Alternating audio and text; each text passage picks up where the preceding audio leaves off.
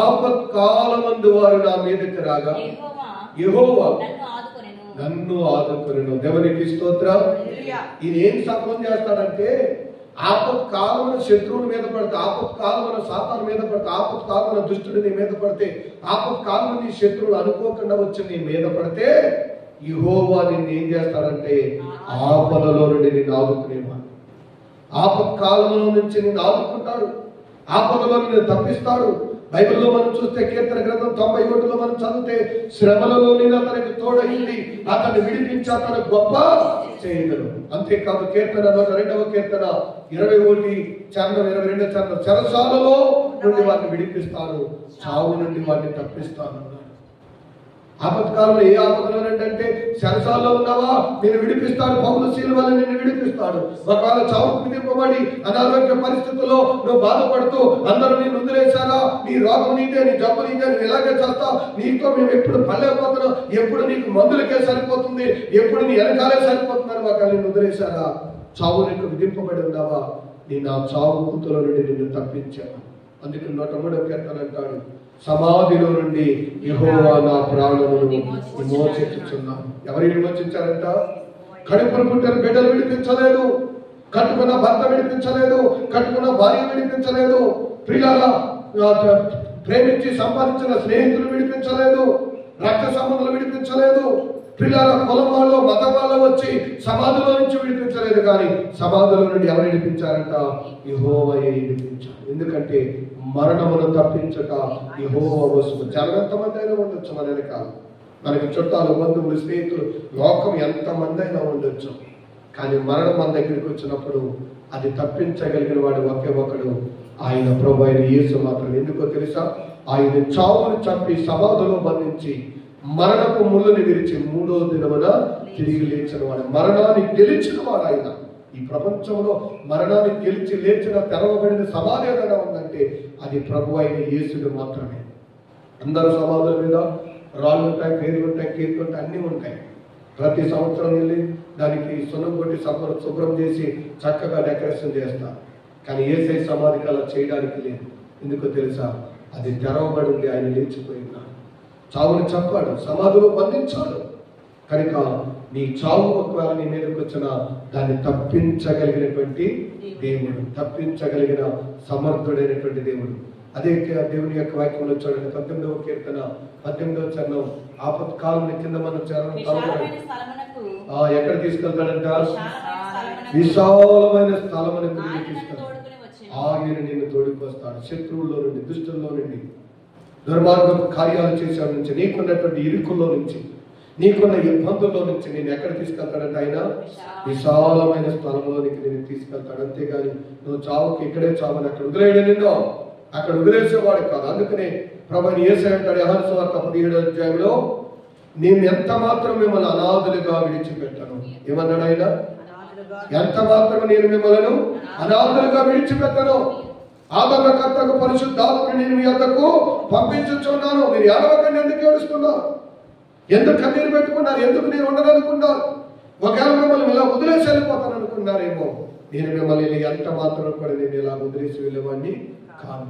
ఆదరణకర్తకు పరిశుద్ధాత్మ నేను పంపించున్నాను, మిమ్మల్ని ఎప్పటికీ అనాథులుగా నేను విడిచిపెట్టాను. యేసయ్య మాట్లాడిన మాట ఇంకో మాట ఏంటి తెలుసా? మరణమైన జీవమైన నేను నీతోనే ఉంటాను. మరణిస్తావా? నీతో పాటు పరలోకం వస్తాను. జీవించుంటావా? నీతో పాటు ఈ లోకంలో ఉన్నంత వరకు నీతోనే ఉంటాను. ఆయన నా కార్యాలు సఫలం చేసేవాడు, ఆయన వదిలేటువంటి వాడు కాదు. ఈరోజు నా దేవుని యొక్క వాక్య భాగాన్ని వింటున్నా, దేవుని యొక్క వాక్యాన్ని వింటున్నా ప్రియమైన తల్లి, ఏ కష్టంలో, ఏ పరిస్థితుల్లో, ఏ ఇబ్బందుల్లో ఒకవేళ ఉన్నావో, కానీ ఈ రోజు బైబిల్ సెలవిస్తున్నమాట, నువ్వు నమ్ముతున్న దేవుడు నీ కార్యాన్ని సఫలం చేసేవాడు.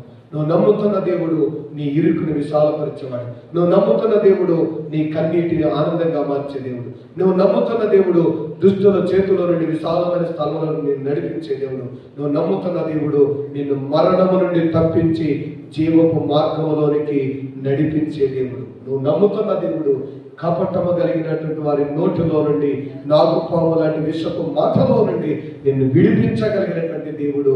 నువ్వు నమ్ముతున్న దేవుడు సామాన్యమైనటువంటి దేవుడు కాదు. కనుక ఈ రోజున ఆయన నీ కార్యములను సఫలము చేసే దేవుడు. బైబిల్ గ్రంథంలో మనం చూద్దాం. చూడండి దేవుని యొక్క వాక్య భాగంలో కీర్తన గ్రంథము 33వ కీర్తన 16వ చరణం 33వ కీర్తన 16 నుండి 19 వరకు మనం చదువుకోవచ్చు. ఒకరు చదవండమ్మా. ఏ రాజును సేన బలము చేత రక్షింపబడడు, ఏ వీరుడును అధిక బలము చేత తప్పించుకొనడు. దేవునికి స్తోత్రం. ఇక్కడ దేవుని యొక్క వాక్యంలో 33వ కీర్తన 16వ చరణంలో బైబిల్ సెలవిస్తున్నటువంటి మాట దేవుని యొక్క వాక్యం సెలవిస్తుంది. ఏ రాజును తన సేన బలము చేత, సైన్యం ఎక్కువ ఉండటం వలన తప్పించబడలేదు. ఎందుకంటే యెహోవాయే పట్టణమును కాపాడాలి, యెహోవాయే మన ప్రాణాన్ని కాపాడాలి, యెహోవాయే మనలను రక్షించాలి. నా దగ్గర గొప్ప సైన్యం ఉంది, నా దగ్గర గొప్ప జనం ఉన్నారు కాబట్టి నాకు ఏమి అవదు, నేను ఎప్పుడు ఇలాగే బ్రతికేస్తాను, చిరకాలం నేను భూమి మీద ఉంటాను, నేను ఎవరిని లెక్క చేయను, నాకు ఇంత సైన్యం ఉంది, ఇంత బలం ఉంది, ఇంత జనం ఉంది, ఇంత ధనం ఉందని చెప్పుకోవడానికి వీలు లేదంటున్నాడు. బైబిల్ గ్రంథంలో మనం చదివితే రాజులు రాసినటువంటి 2వ గ్రంథము 19వ అధ్యాయంలో మనం చదివితే సన్హెరీబు హిజ్కియా మీద సవాల్ చేస్తాడు. సన్హెరీబు ఏమని సవాల్ చేస్తాడో తెలుసా? నీ దేవుడు నన్ను నా చేతిలో నుండి నిన్ను తప్పించలేడో, అమోరీల దేవతలు, మోయాబీ దేవతలు వాళ్ళందరూ తప్పించలేదుగా నీ దేవుడు నా చేతిలో నుండి నిన్ను తప్పించలేడని చాలా ఎర్రవేగంగా, చాలా గర్వంగా, చాలా అహంకారంగా మాట్లాడాడు. నీ దేవుడు ఒకవేళ తప్పిస్తాడనుకుంటావేమో. ఓ ఇశ్రాయేలు ప్రజలారా, రాజు చెప్తున్న మాటలు నమ్మకండి, యెహోవా మనల్ని తప్పిస్తాడు, ధైర్యంగా ఉండమంటాడు, వాడి మాటలు నమ్మద్దు, నా మాటలు నమ్మండి అని చెప్పాడు. అయితే రాజైన హిజ్కియా దేవుని సన్నిధిలో కన్నీరు విడిచి ప్రార్థన చేసి ప్రవక్త అయిన యెషయా సేవకుని యొక్క సహాయం కోరి సేవకుని మీద ప్రార్థన భారం పెట్టి ప్రార్థన చేయమన్నప్పుడు దేవుడు చెప్పాడు, యుద్ధము మీది కాదు, యెహోవా జరిగిస్తే ఈ జనాల గురించి భయపడద్దన్నాడు. ఎందుకో తెలుసా? అతన్ని తీసుకొచ్చిన సైన్యం ఎంతో తెలుసా? 35వ వచనంలో మనం చదివితే 1,85,000 మంది సైన్యం అంటండి. ఎవరికి ఉన్నారు? సన్హెరీబుకు ఉన్నారు. హిజ్కియా దగ్గర ఎంతమంది ఉన్నారో కూడా దేవుడు లెక్క రాయించలేదు. ఏంటంటే చాలా తక్కువ మంది ఉండొచ్చు సుమారు. ఇతను ఇంత గర్వంగా మాట్లాడడానికి, ఇంత అహంకారంగా మాట్లాడడానికి ఏంటంటే, నా దగ్గర 1,85,000 మంది సైన్యం ఉన్నారు కాబట్టి వాళ్ళ చేతిలో నుండి ఎవరు మీరు తప్పించుకోలేరు, వారు నా ప్రాణాన్ని కాపాడతారని చాలా గర్వంగా, అహంకారంగా మాట్లాడారు. సైన్యము తక్కువ, బలము తక్కువ, జ్ఞానము తక్కువ, తెలివితేటలు తక్కువ, ఆలోచన తక్కువ. ఒక దీనుడిగా వెళ్ళి దేవుని సన్నిధిలో ప్రార్థన చేశాడు. ఏమని ప్రార్థన చేశాడో తెలుసా?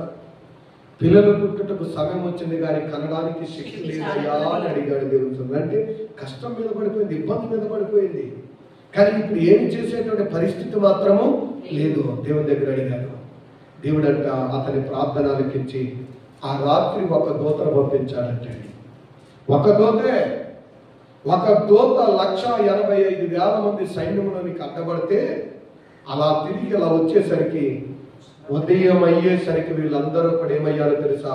1,85,000 మంది కూడా మృత కళేబరాలుగా, శవాలుగా మిగిలిపోయారు. దేవునికి స్తోత్రం. హల్లెలూయా. సన్హెరీబు ధైర్యం ఏంటి? నా సైన్యం. సన్హెరీబు బలం ఏంటి? నా సైన్యం. సన్హెరీబు ఉద్దేశం ఏంటి? ఇంతమంది సైన్యం నాకున్నారు. హిజ్కియా దగ్గర అంత సైన్యం లేదు కాబట్టి అవలేలగా దాటేస్తాను, అవలేలగా జయించేస్తాను అనుకున్నాను. చివరికి హిజ్కియా దేశం క్షమించాలి. హిజ్కియా కత్తి పట్టుకోలేదు, డాలు పట్టుకోలేదు, యుద్ధానికి వెళ్ళలేదు. దేవుని మీద ఆధారపడ్డాడు, దేవునికి ప్రార్థన చేశాడు. దేవుడి తన దూతతో యుద్ధం చేసి 1,85,000 మందిని అతను చేశాడు. అతను చేయటమే కాదు, సన్హెరీబు భయపడి పారిపోయి తన దేశం వెళ్ళిపోయి తన దేశంలో తన దేవతకు నమస్కారం చేయించగా ఎవరో కాదు, కడుపును పుట్టిన బిడ్డలే అతన్ని నరికి చంపారు. అంటే దేవుని యొక్క వాక్యంలో మనం చూసినట్లయితే హిజ్కియా చేతికి మట్టి అంతకన్నా శత్రువును దేవుడే నిర్మూలము చేశాడు. అంటే చాలాసార్లు మనం ఏదోటి చేద్దాం, మనం ఏదోటి చేయాలి, మనం ఏదోటి అనాలి, అలా ఊరుకోకూడదు, మనం అలా ఊరుకుంటే రెచ్చిపోతారు, మనం అలా ఊరుకుంటే కుదరదు అని మన సొంత ఆలోచన చేస్తాం. హిజ్కియా 1,85,000 మంది చనిపోయారు కాబట్టి నేను వెళ్ళి సన్హెరీబు మీద పడి సన్హెరీబుని చంపుతానని లేదు. ఆ చివరిగా మిగిలిపోయిన వాళ్ళు కూడా దేవుడికి అప్పచెప్పాడు. ఆ తీర్పు కూడా ఎవరు తీర్చారో తెలుసా? దేవుడే తీర్చారు. ఈరోజు నా దేవుని మాటలు వింటున్న నీవు, ఆయన అంటాడు, రాజుల చేత, సైన్యము చేత, జనము చేత ఈ మనుషుడు తప్పించుకోలేడు. కనుక ఈ రోజున దేవుని యొక్క వాక్యాన్ని వింటున్న నీవు, ఇంకా బైబిల్ గ్రంథంలో మనం చదివితే ఇలా ఉదాహరణ చూసుకుంటే వెళ్తే అనేకమైనటువంటి వచనాలు ఉంటాయి. దినవృత్తాంతంలో 2వ గ్రంథంలో 20వ అధ్యాయంలో మనం చదివితే ప్రియులారా, మొదటి నుండి మనం చదువుతున్న మాట ఏంటి తెలుసా? అతనిని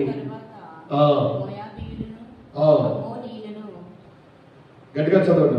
ఇది అయిన తరువాత మోయాబీయులను, అమోరీయులను కొందరును దండెత్తి యెహోషాపాతు మీదకి వచ్చి, అంతలో కొందరు వచ్చి సముద్రం అవతల నుండి, సిరియా తట్టు నుండి గొప్ప సైన్యం ఒకటి నీ మీదకి వచ్చుచున్నది, చింతగించము. దేవునికి స్తోత్రం అంటారు. యెహోషాపాతు రాజుతోటి 4 పక్కల నుంచి, నలుదిశల నుండి కూడా శత్రువులు ముట్టడించారు. ఇక్కడ దేవుని యొక్క వాక్యం మనం చదివితే ఎంతమంది అని లెక్కలేదండి. సముద్రపు ఇసుక రేణువులంతా విస్తారమైనటువంటి శత్రువులంట. అంటే 1,85,000 మంది అని అక్కడ రాశారు, కానీ ఇక్కడైతే లెక్క పెట్టడానికి లేదు.